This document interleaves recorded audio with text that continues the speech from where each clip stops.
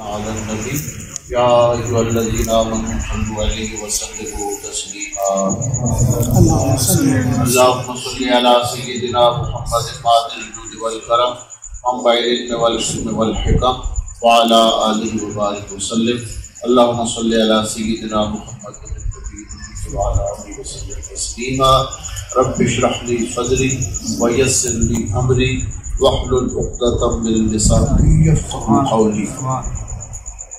سب سے پہلے حافظ صاحب جنہوں نے قرآن مجید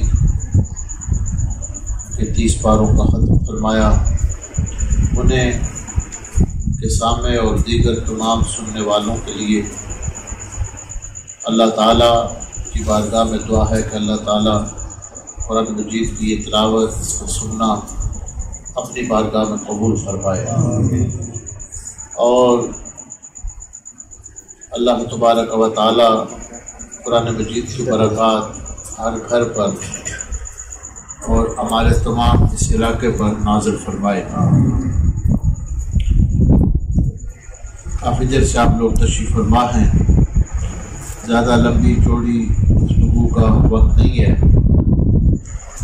قرآن مجید اللہ تعالیٰ کی آخری ناریب کتاب ہے، اور اس کے بیان کے لیے اللہ تعالیٰ نے اپنے آخری رسول جناب محمد رسول اللہ صلی اللہ علیہ وآلہ وسلم کا انتخاب فرمایا۔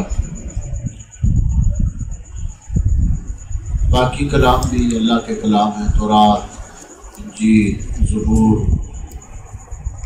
اور دیگر جو صحف ابراہیمی ہیں، اور باقی اللہ تعالیٰ نے اپنے رسولوں پر جو کتابیں نازل فرمائی، تقریباً 313 کتب بنتی ہیں، وہ سب اللہ کی کتابیں، لیکن ان میں سے یہ قرآن واحد کتاب ہے جس کی حفاظت کا ذمہ اللہ نے خود لیا، اور اس کی شان یہ ہے، حدیث پاک میں آتا ہے کہ اللہ تعالیٰ نے زمینوں و آسمانوں کی پیدائش سے، آدم علیہ السلام کی بھی پیدائش سے 2000 سال پہلے فرشتوں کے سامنے اللہ تعالیٰ نے خود سورہ یاسین اور سورہ طٰہٰ کی تلاوت کی، اور جب کلام بھی اللہ کا ہو اور اپنی شان کے مطابق اللہ تعالیٰ کی ذات خود اس کی تلاوت فرمائے، یہ میں نے شان کے مطابق کا لفظ اس لیے استعمال کیا ہے کہ اللہ تعالیٰ جسم سے پاک ہے، مکان سے پاک ہے، اس کی ذات ہماری سمجھ سے بالاتر ہے۔ اس لیے جہاں اللہ تعالیٰ کے لیے آنکھوں کا ذکر آتا ہے، یا قرآن میں ہے کہ آدم کو اپنے ہاتھوں سے پیدا کیا ہو، یا جہاں چہرے کا ذکر آتا ہے فَأَيْنَمَا تُوَلُّوا فَثَمَّ وَجْهُ اللَّهِ، تو وہاں یہ مفہوم بیان کیا جاتا ہے کہ اللہ اپنی شان کے مطابق۔ تو جب سورہ یاسین اور سورہ طٰہٰ کی تلاوت اللہ نے اپنی شان کے مطابق فرمائی، تو فرشتے یہ سن کر حیران ہوئے، اور فرشتوں نے کہا طوبیٰ لأمۃ تتنزل علیہا، مبارک ہو اس امت کے لیے، وہ امت خوش نصیب ہوگی اللہ اس امت کے لیے اس قرآن کو نازل فرمایا، اور طوبیٰ لأجواف تحمل ھذا، اور خوش نصیب ہوں گے وہ سینے جو اپنے اندر اس کلام کو محفوظ کریں، طوبیٰ لألسنۃ تتکلم بھذا، اور مبارک ہو ان زبانوں کے لیے جن زبانوں پر قرآن کی تلاوت جاری ہو۔ جس گھر میں اللہ کے قرآن کی تلاوت کی جائے، وہ آسمان والوں کو زمین پہ ایسے چمکتا نظر آتا ہے جس طرح زمین والوں کو تارے چمکتے نظر آتے ہیں،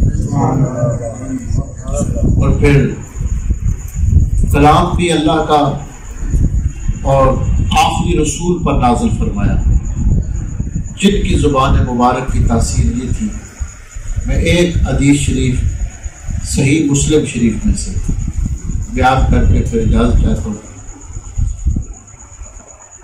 جماعت بن سالبہ، یہ جماعت جس کو ہم زوات کہتے ہیں، اردو میں ہم جماعت پڑھیں گے، عربی میں جماعت، یہ ایک صحابی ہے۔ بچوں کے نام کی کوشش کیا کریں، صحابہ کرام کے نام کے، اہل بیت کے نام پہ رکھے جائیں۔ بعض لوگ رکھتے بھی ہیں یہ نام جماعت۔ تو یہ چمن کا ایک بندہ تھا اور یہ غم درود کے بڑے ماہر تھے۔ نبی پاک علیہ السلام کی بعثت سے پہلے عربوں میں، مکہ شریف میں، مدینہ شریف میں، یمن میں، ہر علاقوں میں لوگ ہوتے تھے جو لوگوں کا روحانی علاج کرتے، کسی کو جنات کی تکلیف ہو، جادو ہو، ناسب ہو۔ یہ یمن کے تھے اور یہ کام کرتے تھے، اس کے لیے کبھی کبھی یہ مکے آیا کرتے تھے۔ مدینہ شریف میں بھی لوگ تھے، اور حدیث میں آتا ہے کہ حضور صلی اللہ علیہ وسلم جب مدینہ شریف گئے تو آپ نے لوگوں کو بلایا جو یہ کام کرتے تھے دم درود کا، اور فرمایا جو تم پڑھتے ہو نا وہ سب مجھے سناؤ، اور پھر وہ سرکار کو سناتے تھے۔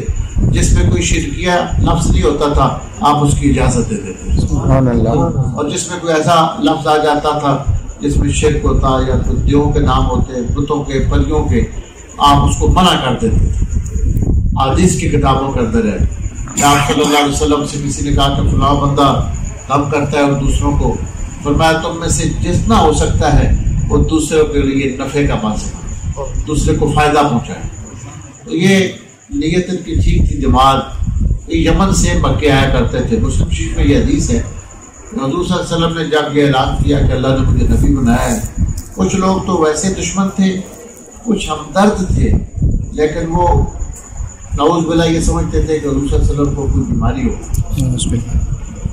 انہوں نے اس جماعت سے کہا کہ یہاں محمد صلی اللہ علیہ وسلم ہے، اور 40 سال تو بالکل ٹھیک ٹھاک انہوں نے زندگی گزاری ہے، اب وہ کس طرح کی باتیں کرنے لگ گئے ہیں کہ آسمان سے وحی آتی ہے اور فرشتے مجھ سے باتیں کرتے ہیں اور اللہ مجھ سے باتیں کرتے ہیں۔ تو وہ یہ سمجھتے تھے کوئی سایہ ہے، کوئی چیز ہے اور آپ بیمار ہیں۔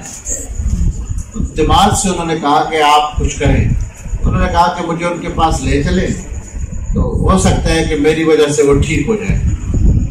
اور اس کو یہ معلوم نہیں تھا کہ میں جس کو ٹھیک کرنے کے لیے جا رہا ہوں وہ جس زمین پہ قدم رکھے گا اللہ اس کی خاک کو شفا بنا دے۔ سبحان اللہ، سبحان اللہ۔ دماغ آ گئے حضور صلی اللہ علیہ وسلم کے سامنے، اور جس طرح یہ عملوں کا طریقہ ہوتا ہے پوچھنے لگ گئے، پوچھتے ہیں نا کہ آپ کو نیند آتی ہے نہیں آتی، کس ٹائم تکلیف ہوتی ہے، سوتے کتنے ہیں، محسوس کیا کرتے ہیں، آپ کے ساتھ کیا ہوتا ہے۔ وہ سوال کرتے رہے جو طریقہ ہے علاج کرنے والوں کا، عاملوں کا۔ تو وہ سارے سوال کرتے رہے، حضور پاک نے کسی سوال کا جواب نہیں۔ اس سے تو بندے کو اور سمجھ آ جاتی ہے کہ ان کو کوئی زیادہ مسئلہ ہے۔ سرکار بالکل خاموش رہے، اور جب وہ اپنی باتیں ساری کر چکے تو حضور نے ایک لفظ ادا فرمایا، ان الحمد للہ۔ واہ واہ واہ واہ واہ۔ یہ صحیح مسلم شریف کے اندر یہ خطبہ ہے، یہ وہ خطبہ ہے جو آپ آل نکاح کے خطبے میں ہم لوگوں سے سنتے ہیں، علماء کرام پڑھتے رہتے ہیں، لیکن اب اللہ کے رسول خود وہ پڑھ رہے ہیں، اور جو سننے والا ہے اس کے دل کے اندر ہدایت کو قبول کرنے کے لیے جذبہ ہے۔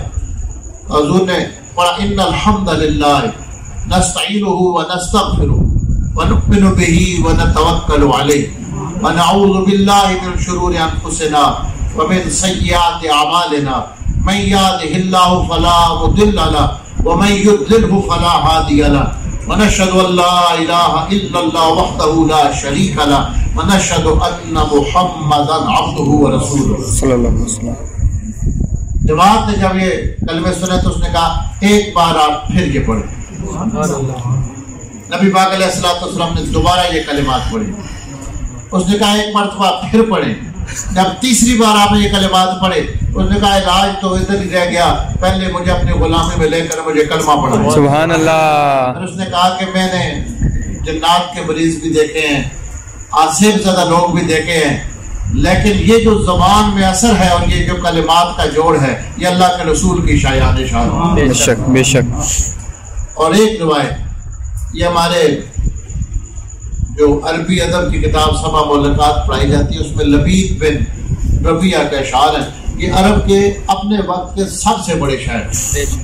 جس طرح آپ یہ کہہ سکتے ہیں کہ ہندوستان میں آپ مرزا غالب ہیں، کسی کو کسی کی کسی سوچ سے ہزارہ اختلاف ہو سکتا ہے، لیکن غالب کا شاعری بھی جو مقام ہے وہ کوئی باشعور بندہ انکار نہیں کر سکتا. اتنا بڑا بندہ ہے، اتنا بڑا بندہ کہ علامہ اقبال جیسا بندہ اتنا فلسفی اور دانا ہو کر جب غالب کا ذکر آتا ہے تو اقبال کہتے ہیں کہ غالب فکر انسان پر تیری ہستی سے یہ روشن ہوا، اے پرے مرغ تخیل کی عیسائی تار ہو جاؤ. تو بانگ درا ہے نا، اس کے ابتدا میں تیسری چوتھی جو نظم ہے وہ غالب کی شان ہے. اقبال نے غالب کی یہ شان بیان کی. اتنا بڑا وہ مفکر تھا، اتنا بڑا اس کے خیال اتنا اونچا تھا جس کی اقبال تعریف کر رہے ہیں. آپ یہ سمجھے کہ ربیہ، لبید بن ربیہ عرب کے اس دور میں ایسے تھے جیسے شاعری میں غالب کا مقام ہے. امیر تکبیر ہوں گے یا اور کوئی بڑا شاعر آپ نام لیں کسی بھی دور کا، یہ مقام تھا لبید بن ربیہ. یہ حضور صلی اللہ علیہ وسلم کی بارگاہ میں آئے اور سرکار کی بارگاہ میں آ کر اسلام قبول فرمایا اور اس کے بعد شاعری چھوڑ دی.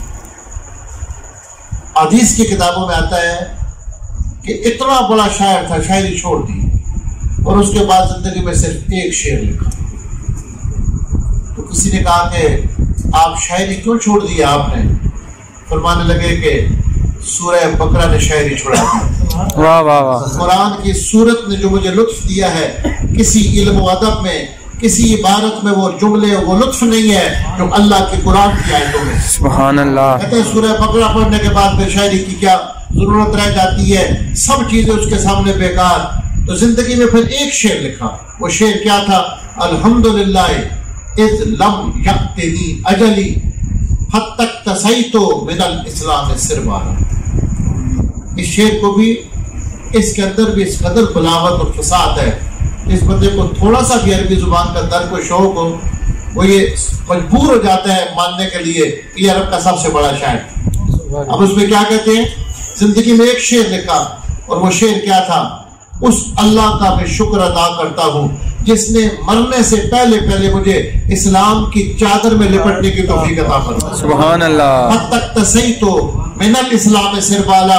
اس اللہ کا شکر ہے کہ اس نے میرے مرنے سے پہلے جناب محمد رسول اللہ صلی اللہ علیہ وسلم دیا اور مجھے یہ توفیق دے دی کہ مرنے سے پہلے پہلے میں نے اسلام کے دامن میں پناہ لے.